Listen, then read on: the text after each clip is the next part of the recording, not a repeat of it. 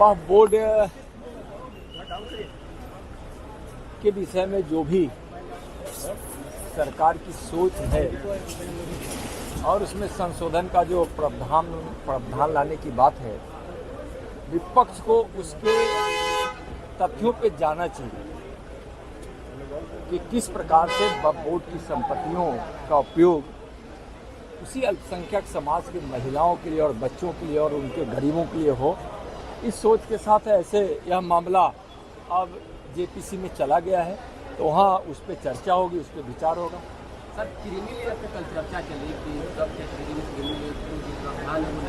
नहीं रहेगा। बिल्कुल मोदी सरकार ने स्पष्ट किया है और माननीय प्रधानमंत्री जी का भी स्पष्ट विचार आया है कि बाबा साहब भीमराव अंबेडकर जी के संविधान में जो एससी और एसटी के आरक्षण का जो प्रावधान है उसमें क्रीमी लेयर नहीं है, इसलिए एससी एसटी के आरक्षण में क्रीमी लेयर नहीं रहेगा।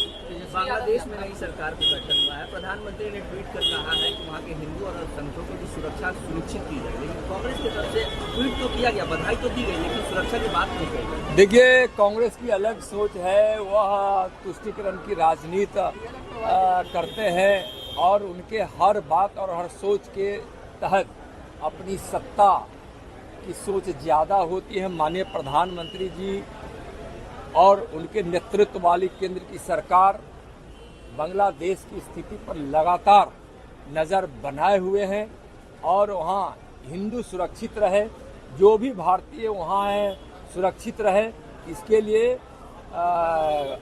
बड़े अधिकारी भारत सरकार के लगातार वहाँ के संपर्क में हैं और माननीय गृह मंत्री जी ने वहाँ एडीजी बीएसएफ के अध्यक्षता में एक उच्च स्तरीय कमेटी भी बना दिए हैं। गृह मंत्रालय द्वारा उसकी सूची भी जारी हो गई है और वह लगातार पूरी तरह से निगरानी बनाए हुए है। बीएसएफ वहाँ बहुत चौकस है। सर, बिहार के 4 जगहों पे उपचुनाव होना, इससे पहले तेजस्वी यादव यात्रा पर निकल रहे हैं, क्या लगता है? और वहाँ स्पष्ट रूप से बांग्लादेश में जो हिंदू वहाँ सुरक्षित रहे, इसके लिए सरकार चिंतित भी है और उचित कदम भी उठा रही है और लगातार बांग्लादेश से संपर्क में भी है। माननीय प्रधानमंत्री जी बड़ी संवेदनशीलता के साथ और अति महत्वपूर्ण विषय है इस सोच के साथ वह इसको देख रहे हैं। यात्रा पर तेजस्वी यादव निकल रहे हैं, 4 जगहों पे उपचुनाव होना है बिहार में, हाँ, क्या कहते हैं? 4 सीट एनडीए जीतेगी।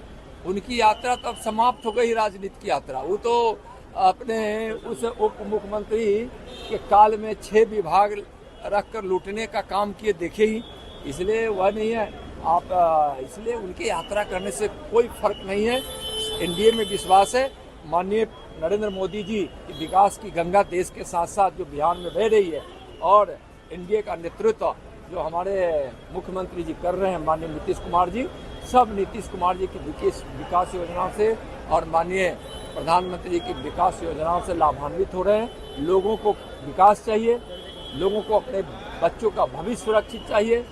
बिहार के लोग अब यह सोच रहे हैं, बिहार में जात पात की राजनीति नहीं, विकास की राजनीति। अगर आप ये वीडियो YouTube पर देख रहे हैं तो हमारे चैनल को सब्सक्राइब करें और बेल आइकन को दबाना ना भूलें। अगर आप Facebook पर ये वीडियो देख रहे हैं तो हमारे पेज को लाइक करें।